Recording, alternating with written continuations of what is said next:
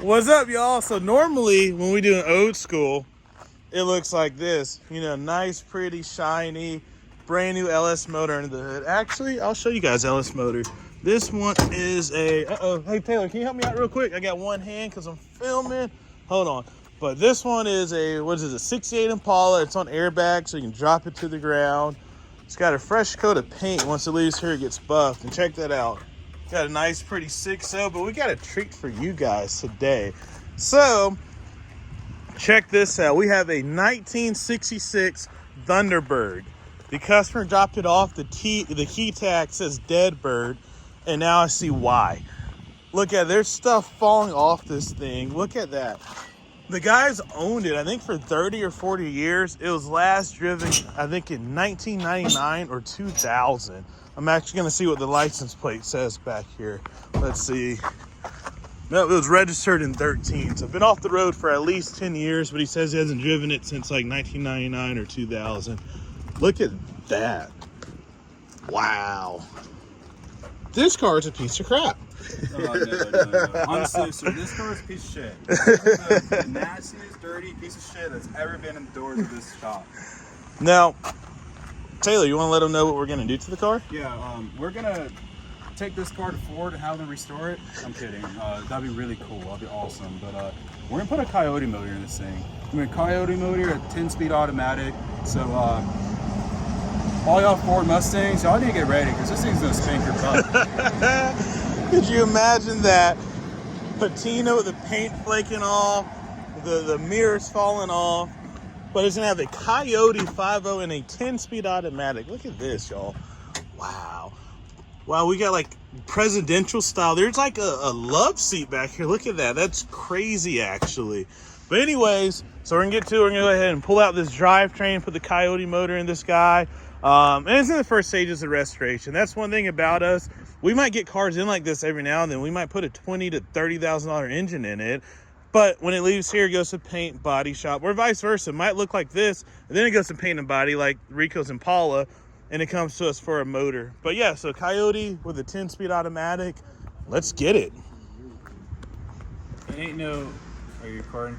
It ain't no GT500, but it made inside the shop. Can't wait till it gets out of the shop, to be honest. It's almost 3 o'clock right now. This engine's gonna be pulled in less than 2 hours. And then we assemble the 5.0 and transmission. Drop it in, it's that easy. It's not that easy, y'all, but let's get it.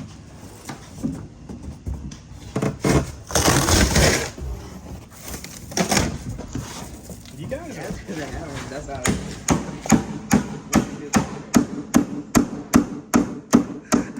I just break shit. Look at all the nails. yeah, that's it. What? There's 2 ways to put down a nice piece of 2x4. There's the hammer straps. Chain, some. Okay, so we've got a whole bunch of the Ford Performance Kit. It's really cool. All this stuff came in a couple of huge boxes.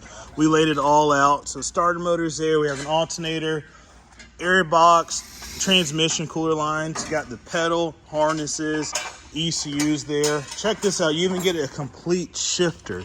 So that's going to be pretty cool with us retrofitting the shifter of that 10-speed into this Thunderbird. So meanwhile, they're about to mate the motor and transmission together. So the motor comes in a separate crate, as you guys saw, and then the transmission by itself. So right now they're going to go ahead and mate those together. Meanwhile, he's pulling the engine out of this thing. So we'll have the engine pull it out. Then we got to clean up all of this stuff in the engine bay so it looks pretty. And then she's going to be looking a lot better. So Taylor's kind of hit an interesting point, you know. So let me show you what we're doing. What are you doing, Taylor? Well, that's about 29 inches. Let's round it to 30. I guess we need to figure out if this thing will even fit in the engine bay. Well, maybe I should say fit without modifications. It's either gonna be very close or we're gonna have to go ahead and start torching stuff. I think we're gonna have to do a lot of cutting because that's a tight fit there.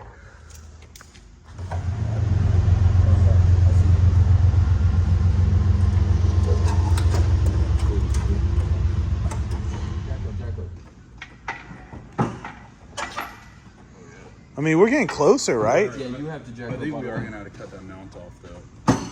Is there more cutting? I think so, yeah.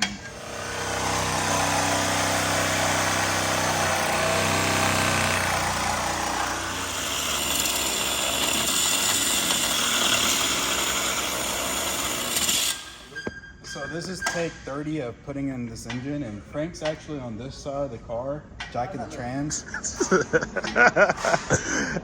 Frank, keep jacking the trans up a little bit more. So Taylor, I leave and come back 5 minutes later. I see hammers and stuff. What do you got going on? We're cutting the strut tire brake.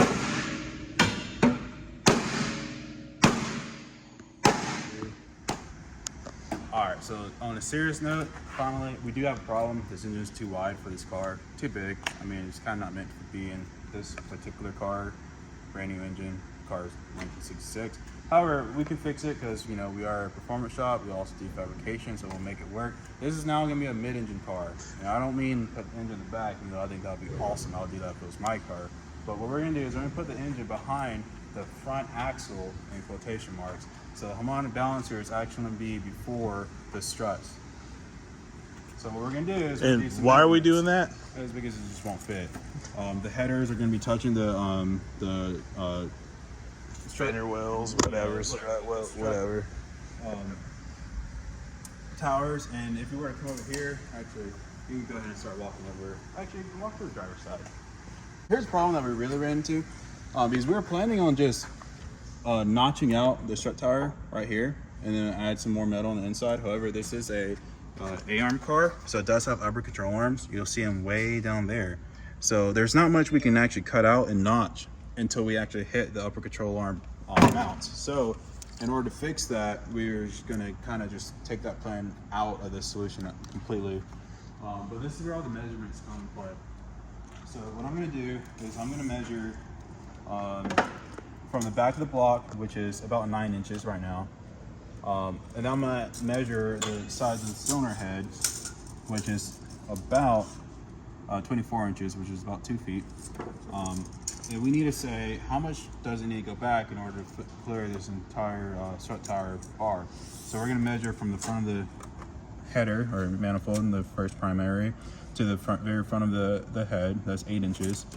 So at bare minimum, we need to go back 8 inches plus the distance between the firewall and the last primary. So pretty much we're gonna have to cut this whole car up and make it work. So yeah, pretty much. So we're gonna scoot this engine back 18 inches. Golly. That's a lot of scooting back, considering that the engine length is 24 inches. Unless we can find a way to rework the strut towers, maybe move them out or something, but that's gonna be suspension geometry and having to front half the car essentially, right? So yeah, exactly. So pretty much the front of the cylinder head is going to be right here at this 18 inches, which is going to put the entire engine to the firewall. So what we're going to do is tomorrow we're going to cut the entire trans tunnel out. We're going to also cut the firewall out, and we're going to do a lot of notching. Instead of notching the strut tower, we're going to notch the firewall and recreate that. I mean, and the cool part about that is technically this car is going to handle better because the engine is more so behind the front strut or the front axle in quotation marks. So yeah, we're gonna move the engine back 18 inches more than we expected. So make it work. This is when they say it just got real, huh? No, it really did. It just got real, but at the same time, we knew we were gonna have to modify this car, and we're gonna make it fit. And from a performance standpoint, instead of having the engine poking out 10 inches on this side, we're gonna have it poking out, towards the center of the car. So it's gonna work. It's gonna be great, actually. Makes sense. Well, let's do it.